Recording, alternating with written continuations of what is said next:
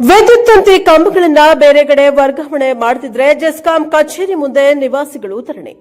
ವಿಜಯನಗರ ಜಿಲ್ಲೆ ಕೊಟ್ಟೂರು ಪಟ್ಟಣದ ರಾಜೀವ ನಗರದಲ್ಲಿ ಅಪಾಯದಲ್ಲಿರುವ ವಿದ್ಯುತ್ ತಂತಿಗಳ ಕಂಬಗಳನ್ನು ಬೇರೆ ಕಡೆ ವರ್ಗಾವಣೆ ಮಾಡಲು ವಾರ್ಡಿನ ನಿವಾಸಿಗಳು ಹಲವು ಬಾರಿ ಜೆಸ್ಕಾಂ ಅಧಿಕಾರಿಗಳಿಗೆ ತಿಳಿಸಿದರೂ ಕೂಡ ಇಲ್ಲಿವರೆಗೆ ಜೆಸ್ಕಾಂ ಅಧಿಕಾರಿಗಳು ಅಪಾಯದಲ್ಲಿರುವ ವಿದ್ಯುತ್ ತಂತಿ ಕಂಬಗಳನ್ನು ಬೇರೆ ಕಡೆ ವರ್ಗಾವಣೆ ಮಾಡಲು ಇತ್ತ ಕಡೆ ತಿರುಗಿ ನೋಡದೆ ಕಣ್ಮುಚ್ಚಿ ಕುಳಿತಿದ್ದಾರೆ. ಏನಾದರೂ ಕೂಡಲೇ ಜೆಸ್ಕಾಂ ಅಧಿಕಾರಿಗಳು ನಿವಾಸಿಗಳಿಗೆ ಅಪಾಯದಲ್ಲಿರುವ ವಿದ್ಯುತ್ ತಂತಿ ಕಂಬಗಳನ್ನು ಕೂಡಲೇ ಬೇರೆ ಕಡೆ ವರ್ಗಾವಣೆ ಮಾಡುತ್ತಿದ್ದರೆ ಮುಂದಿನ ದಿನಗಳಲ್ಲಿ ಜೆಸ್ಕಾಂ ಕಚೇರಿ ಮುಂಭಾಗದಲ್ಲಿ ವಾರ್ಡ್ನ ನಿವಾಸಿಗಳು ಧರಣಿ ಕುಳಿತುಕೊಳ್ಳಬೇಕಾಗುತ್ತದೆ ಎಂದು ಕರ್ನಾಟಕ ರಾಜ್ಯ ರೈತ ಸಂಘ ಹಾಗೂ ಹಸಿರು ಸೇನೆ ಸಂಘಟನೆ ರಾಜ್ಯ ಉಪಾಧ್ಯಕ್ಷರಾದ ಎನ್ ಭರಮಣ್ಣ ಮಾತನಾಡಿ ಸಂಬಂಧಪಟ್ಟ ಅಧಿಕಾರಿಗಳಿಗೆ ಎಚ್ಚರಿಕೆಯನ್ನ ನೀಡಿದ್ದಾರೆ. ಈ ಸಂದರ್ಭದಲ್ಲಿ ರಾಜೀವ್ ನಗರದ C Ajjappa, C Lalithamma, R Zaheer Basha, Devamma, Sudha Kotrappa, Nirmala Gundappa, Nagappa, Rajappa, Jagadish, Ratnamma ಹಾಗೂ ವಾರ್ಡ್ನ ನಿವಾಸಿಗಳು ಹಾಜರಿದ್ದರು.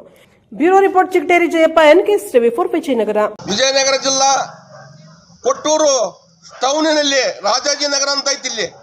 ಇದರಲ್ಲಿ ಲೆವನಿಕೆಯಲ್ಲಿ ಒಂದು ಲೈನ್ ಹೋಗಿರ್ತದೆ. ಸುಮಾರು 9-10 ಕಂಬದ ಲೈನ್ ಇದು.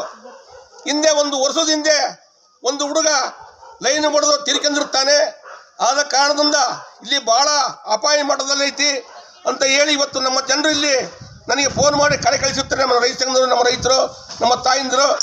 ಇಮಿಡಿಯೇಟಾಗಿ ನಾನು AWಗೆ ಮಾತಾಡಿ ನಗರಸಭರಿಗೆ ಇದನ್ನು ಬೇರೆ ಕಡೆ ಶಿಫ್ಟಿಂಗ್ ಮಾಡ್ಬೇಕು ಸರ್, ಇದು ಭಾಳ ಅಪಾಯ ಐತಿ ನಮ್ಮ ಜನರಿಗೆ ಅಂತ ಹೇಳಿದಾಗ ಆಯಿತು, ಅದರ ಬಗ್ಗೆ ನಾವು ಹೊರಗಡೆ ಜಾಗ ನೋಡ್ತಾ ಇದ್ದೀವಿ, ಜಾಗ ನೋಡಿ ಇಮಿಡಿಯೇಟಾಗಿ ಅದನ್ನು ವರ್ಗಾವಣೆ ಮಾಡ್ತೀವಿ ಅಧ್ಯಕ್ಷ ಅಂತ ಅವರು ಹೇಳಿದರು. ಆದರೂ ಹೇಳುವ ಕೇಳುವ ಇಲ್ಲಿ ಮಟ್ಟ ಮಾಡ್ಕೊಂತ ಬಂದಿರಿ, ಇನ್ನು ಮುಂದೆ ಹೇಳೋ ಅವಕಾಶ ಇಲ್ಲ. ನೀವು ಹಿಂಗೆ ಹೇಳ್ಕೊಂತ ಹೋದರೆ ನಿಮ್ಮ ಆಫೀಸಿನ ಮುಂದೆ ನಾವು ಜನರ ಕಟ್ಟಿಯಿಂದ ಓಣಿದ ಧರಣಿ ಕುಂದ್ರಕ್ಕಾಗತ್ತೆ. ಧರಣಿ ಕುಂದ್ರ ವ್ಯವಸ್ಥೆ ಮಾಡಬೇಡ್ರಿ, ಅದಕ್ಕೆ ಅವಕಾಶ ಕೊಡಬೇಡ್ರಿ, ದಯಮಾಡಿ ಆ ಕೆಲಸ ಮಾಡಿಕೊಡ್ರಿ ಅಂತ ಹೇಳಿ ಇವತ್ತು ನಾನು AW ಸಾರಿಗೆ ಮಾತಾಡೀನಿ. ಇಮ್ಮಿಡಿಯೇಟಾಗಿ ನಮ್ಮ ರೈತರು ಇವತ್ತು ಶಾಂತಿಯುತವಾಗಿ ನಾವು ಹೇಳ್ತಾ ಇದ್ದೀವಿ ಅವ್ರಿಗೆ, AWರಿಗೆ ಹಿಂಗೆ ಹೇಳ್ಕೊಂತ ಹೋದರೆ ಮುಂದಿನ ಮಟ್ಟದಲ್ಲಿ 100 ಜನರ ಕಟ್ಟಿಗೆಂದಲ್ಲಿ ಆಫೀಸ್ ಮುಂದೆ ನಾವು ಧರಣಿ ಮಾಡೋಕ್ಕೆ ಕುಂದ್ರಬೇಕಾಗ್ತದೆ ಅಂತ ಹೇಳಿ ನಾವು ಅಧಿಕಾರಿಗಳಿಗೆ ಎಚ್ಚರಿಕೆಯನ್ನು ಕೊಡ್ತಾ ಇದ್ದೀವಿ.